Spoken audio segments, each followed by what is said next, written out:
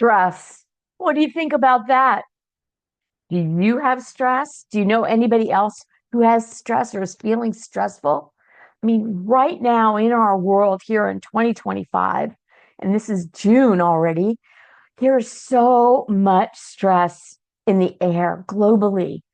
We all know all the things happening, and especially in the United States during my lifetime. And I'm not a young person, I'm in my early sevens, and I'm speaking on topics of longevity. But stress is a very important health risk. And we have to learn how to manage it. One thing I'm learning I'm digressing a little bit, is by these times, because for me, I feel like it is one of the most stressful times in 70 years, in this country and in my life. I believe that it's bringing out a lot of history that I didn't know of other times in our country when we faced tremendous change, stress on our government model, etc. And I'm not going to go into all that, but I believe after the pandemic too, we are all feeling a level of stress. I know that I am. And one statistic that I recently heard for a second time, and that's why I'm bringing it up to you all because it is really important to have awareness of this, is that approximately 75 to 90% of all doctor visits have a root cause of stress. That is how significant the role of stress is in your body. Hi, I'm Barbara Drtina, and my business is Wellness Matters, You Matter. So I talk about the physical aspects of health, and I have plant-based products that activate your body and your body's pathways that start to slow down. I know my pathways have slowed down, and you can reactivate those, which is very exciting. Especially, I'm getting off again, but brain gut health. And I've learned so much from so many health professionals and doctors. And the reason I have You Matter is because our emotional wellness affects our physicality in very, very significant ways. And we're finding it out more and more. And especially as I'm in my early 70s, I have lost so many of my friends in their 60s, from cancer and from heart disease. Those are my long-term friendship relationships.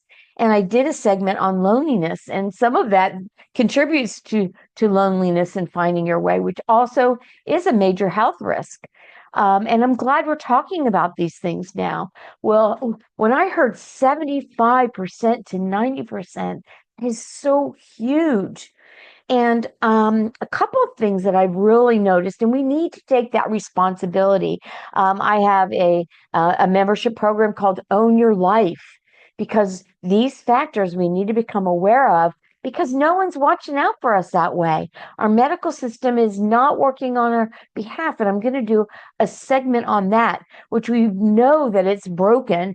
But as I'm reading a new book called Good Energy, which is actually written by our new Surgeon General, it even impacts, and she goes into a very good detail on the incentives and the situation that doctors are in our medical communities and our medical program, and how they look at things and how they're required to look at things and how they've been educated. And that awareness we all need to have, because our past has been, let me ask my doctor. And we were led to believe, do not question anything. But do they talk to you about stress? Do they talk to you about loneliness? Do they talk to you about estrangement or movement and other nutrition, other kind of factors that play significant roles in the root cause of our diseases? The root cause. Don't you want to cure and fix the root cause? Because if you're only treating the symptoms, you still have the cause, and it will manifest in a whole nother way. And so we wouldn't, and doctors wouldn't think that stress could be the root cause of something like that. But looking at the statistics, and this is even coming from the doctors, and I think also that comes back to loneliness too. So I have found through different people that having an illness or having something chronic, sometimes the only relationship someone might have is with their doctor and their health professionals. So they go back again and again and again because that is a relationship, and their life might be lacking a lot of relationships. And so they don't realize it. It's psychosomatic, but those things affect our body, which then it's like, I better go check this out. Plus, think of the stress of all of our commercials.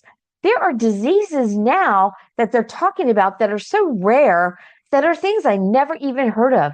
This can lead to that. I'm like, what is that thing? I mean, that's not even a common thing, but that creates paranoia. That creates anxiety. That creates stress in our body. Oh, am I feeling this? Oh, it could be that. And we're not necessarily listening to all of the side effects that they're listening because for marketing purposes, they've learned how to disguise that with having beautiful pictures, watching a scenario. So it's not even going into our brain because so many of those side effects can be worse than whatever the small thing is that could be bothering you. Um, we don't realize how our body has started to work with stress. We have the fight or flight response, which is so important, but it is rooted in our caveman days. I mean, if a tiger is coming at you, you need all of your adrenaline to rush to the extremities of your body so that you can run and get away as fast as you can so that you can utilize a brain power. You don't even have time to think. You have to respond, and it's about survival. But in our culture, with the stress that we're dealing, ongoing stress in our day-to-day life, turning on the TV, talking to other people, everywhere we go, it is bombarding us. And I want to even go back to the pandemic. That put our body in a chronic fight or flight. I mean, that was a couple of years being in that anxious state. And what I have learned is that we have cytokine storms and we have fibroblast cells. Sorry for that jiggling. And they're supposed to go on and off. So when you escape the tiger, you go off, and all of those cells go back to calmness because those to get all that adrenaline to be in that fear response of fight or flight, it drains energy from your brain, from maybe your breath work, from all other functions that are happening in your body because you need it right now to be able to get away. And it's supposed to be small bursts to get out of the situation. Maybe you can see that a car accident is everyone stopping in front of you, and it's that fight or flight immediately response to get out of that situation like that. You don't have time to think. You must respond. And if you look at animals, that happens. They rush away and then they calm down. And that response goes off. So your cells calm back down. But we are stuck in a chronic anxiety. So our body is staying fixed in that situation where our body is not meant to. And it causes chronic issues in our body that get manifested through different ways for different people. Some people hold things in their neck. Some people have migraines, all kinds of things that can come out all different ways. And sometimes we have small things that come up. And as I'm dealing with longevity, that is my subject of focus. As a 70-year-old, I don't know how I got to the sevens. When I hit the sevens, I was like, sevens. But boy, I've been seeing some people, I'm digressing, in their 80s and 90s doing remarkable things. And so that's exciting. And those things affect, and you might be like, well, it's just part of aging. It's just part of aging. But we really do need to pay attention to our sleep, Our diet is so huge. We have a lack of collagen. Collagen is really important. Did you know it plays a huge part in your brain? Because it's soft tissues. And I know for years and years, I just thought collagen was hair, skin, and nails. But all the soft tissues of our body, our muscles, our tendons, our organs, our heart, our brain, our collagen is a staple for maintaining those organs in a healthy way. So those little signs, pay attention to, because our body is always trying to get our attention, correct? And then it turns into a bigger issue. It's like, okay, she's not getting it. Command center, let's make a different condition. So maybe she'll take notice or he will take notice. So those things are signs. So get to know your body. This is my opinion, we have been programmed to take our body to the doctor and let them figure out what it is. But we now know that we are in a sick care system, not a wellness system, because they don't get paid. The hospitals don't get paid. Nobody is paid if you are well. The incentive is not there from the pharmaceutical companies, from the practices, the large practices, from the insurance companies, from the hospitals. They are all incentivized for you to come in when you're sick and to perpetuate those situations, believe it or not. And I cannot fault doctors. They've been caught up in a system. They also were not necessarily trained in other alternative ways, and their culture, which is changing. I see it a lot. It's changing, but their culture is we need to prescribe something. We need to cut something. Their culture is not, let's find the root. It may be fixing the cell in holistic ways. And they have bills to pay. They have huge education bills to pay. And they often don't know how to get out of that situation and practice medicine the way that they wanted to. The reason they got in was to help us. But they are locked into this system, and it's becoming very, very apparent. And I've learned from many doctors that have made that big decision to change how they looked at things. And I'll make a video on that. But I want to press upon you because you need to be proactive in your own health. You need to own your life. They're not in your body. In 15 minutes, they might not even ask the right questions. And so you don't know what to look for. I remember when I was a child, especially when we went to the doctor, they looked at your tongue. I mean, acupuncturists look at your tongue. Your tongue, I always thought it was people say, oh, where's that little thing? They're looking around in there. Well, they were taught our tongue reveals many things happening and processes in our body. The same with poop. Poop is starting to get talked about a lot. It's an indicator of many deficiencies in our body. And so those are really important things. Is your doctor asking you those kind of questions? Will they listen to you when you talk about how your body has changed? But if you start recognizing and paying attention to your body, you will notice when things go off, when something's not quite right, and you need to speak up. You need to challenge and ask questions. And that comes down to thinking, am I here? Is stress causing this? Because dis-ease equals disease. That is how important stress is. So when I heard this validated statistic, it's not just our imagination. Stress actually causes our body to go into health issues that you don't want. And things travel to other areas to work. It's like, okay, we need help over here more towards the heart. We need help in the leg. Circulation isn't happening. There's too much inflammation, which is a whole nother topic, and that is huge. But today I am really focusing on stress. So things that you can do to combat stress. Okay. Relationships, that's very, very important. A community, meditating, And meditating can be going for a walk and paying attention to what's around you, paying attention to a bird singing, to flowers. There's so many beautiful botanical gardens. I live next door to one. And did you know that if you got a membership, they are often reciprocal to all kinds of cities and areas? There's nationally, so you have access to hundreds of botanical gardens, parks. I love to live by the ocean. I've been through a lot of big, serious traumas and ongoing trauma.